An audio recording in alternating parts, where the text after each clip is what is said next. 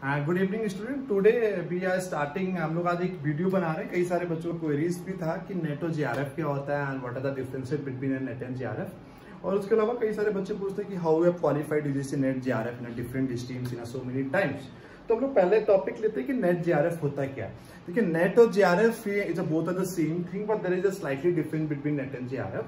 Net is national eligibility test जो पहले UGC conduct कराता था, उसके बाद सीबीएसई ने भी कुछ दिन कंडक्ट कराया, अभी एनटीए करा रहा है उसको, नेशनल टेस्टिंग एजेंसी।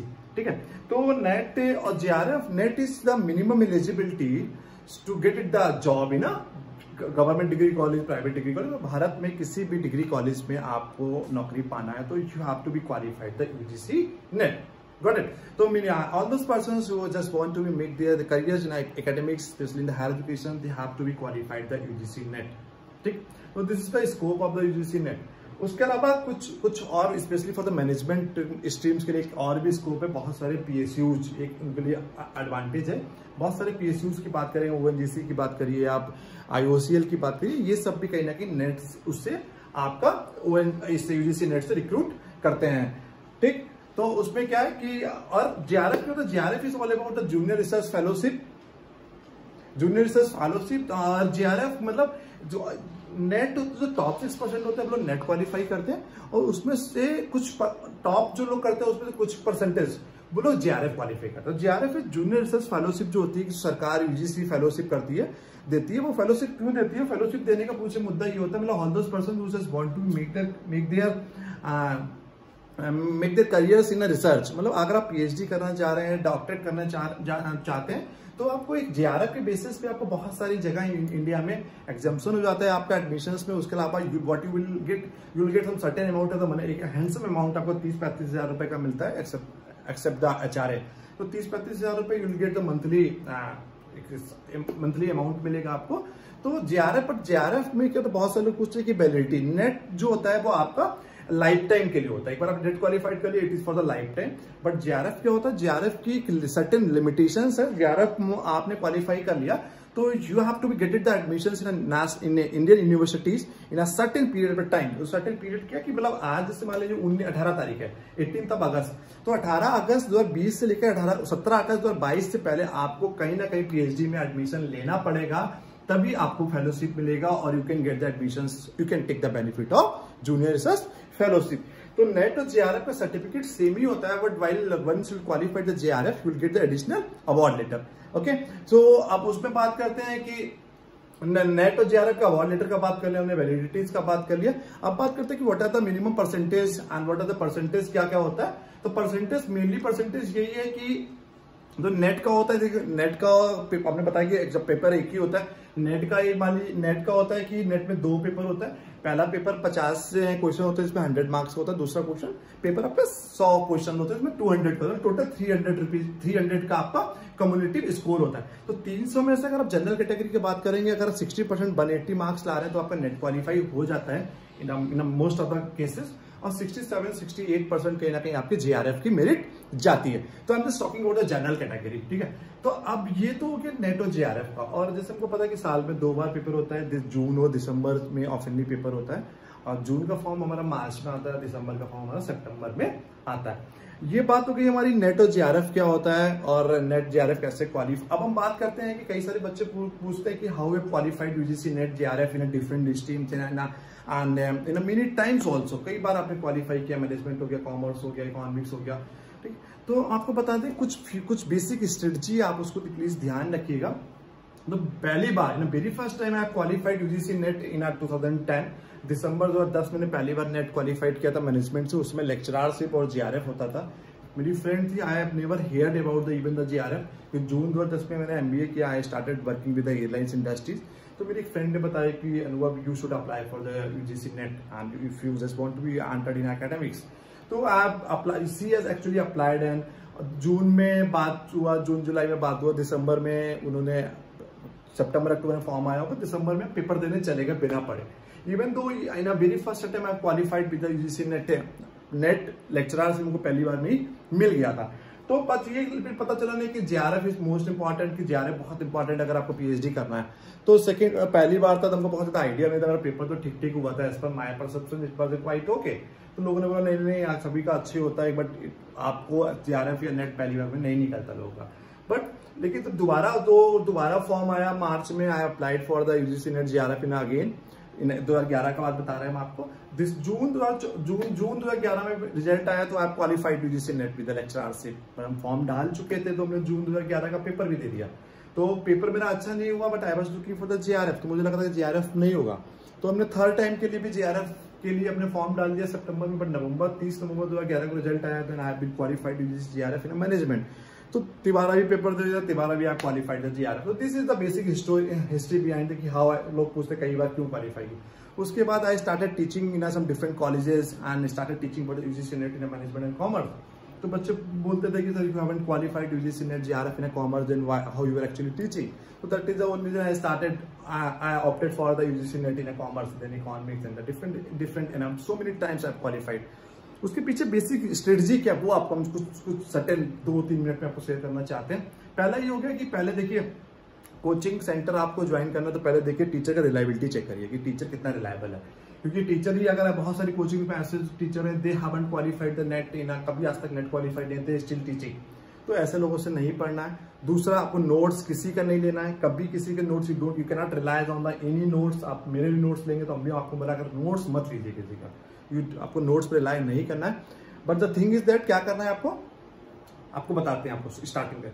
मास्टर्स का ये सब कुछ सिलेबस, पूरा सिलेबस 10 यूनिट में है।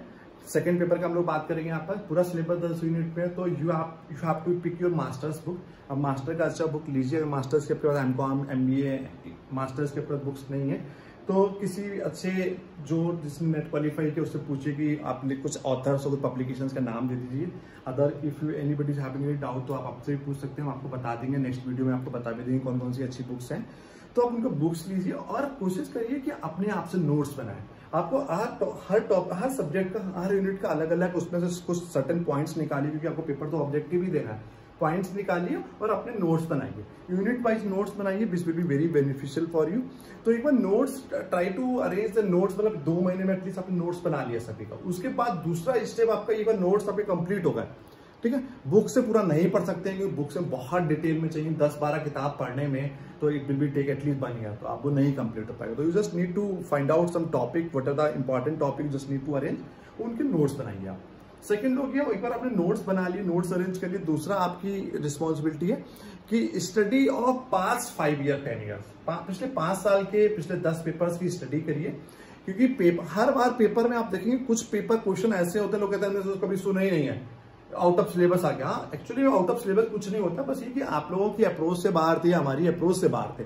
तो हमें क्या करना है कि whatever the new topics you are getting from the those last 5 year papers, तो उनको आप पॉइंट आउट करिए आप, ठीक है। उनको लिखिए, उनके जो भी एटलीस्ट हर बार आपको 4-5 टॉपिक मिल गए तो 10 पेपर में आपको 50 टॉपिक्स मिल जाएंगे। तो आप तो भी कुछ नया सीखने को भी मिलेगा और it will be very beneficial for you.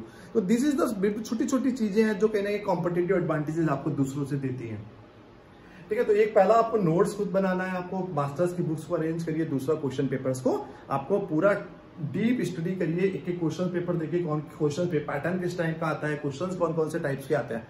क्योंकि देखिए ना, एक बार सपोज मतलब एक स्लाइड बहुत छोटा सा एग्जाम्पल ले रहे हैं, परफॉर्मेंस अप्रेजल से एक बार क्वेश्चन आ गया, उसमें अगर ट्रेडिशनल मेथड से आ गया तो ये मान्यता होती है कि अगली बार ट्रेडिशनल मेथड से नहीं आएगा तो मॉडर्न मेथड से आएगा, मान्यता यही होता है। तो ट्रेडिशनल मेथड्स भी कई सारे हैं, फिर मॉडर्न मेथड्स भी बहुत सारे हैं। तो these are many things you have to be careful while making some notes, ठीक है। नेक्स्ट तीसरी चीज एक है जो हम आपको बता रहे हैं, बहुत कम लोग इस पर बिलीव भी करेंगे, but I am just sharing with you what you can do. एक सर्टेन आप एक्सेल की फाइल खोलिए, एक तरफ आप रोज में आप सब टॉपिक्स लिखिए, जितने सब्जेक्ट है उनको एक सब्जेक्ट लिखिए, उसके नीचे सब टॉपिक्स लिखिए, फिर टॉपिक्स लिखिए। एक तरफ एक कॉलम्स में आप ईयर लिखिए कि जून 2011, फिर दिसंबर 2011, फिर 12, फिर ऐसे करके 12-13, मतलब पिछले एटलीस्ट 5 साल का आप लिख सकते हैं। फिर देखिए कहते हैं मोटिवेशन है, आपने सब टॉपिक लिखा मोटिवेशन, तो मोटिवेशन में कई सारा थ्योरीज है मोटिवेशन का। ERG थ्योरी भी हो गया जो एल्डेफर ने दिया, और कैरेट एनिस्टिक अप्रोच भी हो गया, मैस्लो हायरार्की भी हो गया, विक्टर ब्रूम भी हो गया। ऐसे लीडरशिप में भी बहुत सारी थ्योरीज है। तो आप देखिए कि लास्ट मतलब जून में अगर लीडरशिप से टॉपिक क्वेश्चन पेपर आया है तो आपको कौन सी थ्योरी से आया, तो ऐसे पूरा पिछले 5 साल का 10 पेपर्स का लिख लीजिए आप, उसको एक कोडिंग कर दीजिए 1 2 3 4 1 2 3 4 1 2 3 4। लास्ट में अगर बेसिक फार्मूला जिसको एक्सेल से लगाना आता है, तो अगर आप फार्मूला लगाएंगे, ड्रैग करेंगे, you just need to check the trend analysis. आप ट्रेंड एनालिसिस करेंगे तो आपको अपकमिंग जो भी पेपर होगा उसमें आपको पूरा एक निकल के आ जाएगा कि पेपर इस बार कौन कौन से टॉपिक से क्वेश्चन नहीं आ रहे, कौन कौन से टॉपिक से आने वाला। तो ये स्ट्रेटजी आपकी मतलब 100% सक्सेसफुल नहीं है, हम भी बता रहे हैं आपको। आप चेक, मतलब 10 साल से हम चेक कर रहे हैं, खुद पेपर दिए, सब चेक किया, हम कई बार पढ़ा भी रहे पिछले 7-8 सालों से। I have produce more than 200 candidates, जो मेरी गाइडेंस में 200 से ज्यादा बच्चे क्वालिफाई कर चुके हैं। 25 यू वांट बिलीव 25 26 बच्चों को एक बैच में पढ़ाया, 22-23 बच्चे they have qualified UGC NET JRF in very first attempt. तो उसमें जो हम ये बनाते हैं एक्सेल की सीट, अगर किसी को कोई डाउट हो तो हम नंबर शेयर करेंगे वीडियो के साथ, यू कैन आस्क, ठीक है। तो उसमें क्या है कि आपको एटलीस्ट 60% का तो आई कैन टेक, मतलब 60% का आपको गारंटी दे सकते हैं कि ऐसा अगर आप ड्रैग करोगे, एक ये ट्रेंड चेक होगा, ट्रेंड चेक कर रहे हैं 60% की I can give you the guarantee. अगर 60% भी आपको श्योर मिल गया तो वो टॉपिक पढ़ लीजिए, उसके अलावा पढ़ाई तो अपने पूरी करेंगे। मतलब this thing will give you the additional advantages for qualifying UGC NET JRF in a very first attempt. So these are the most important thing while preparing the UGC NET JRF in management commerce and economics, ठीक है।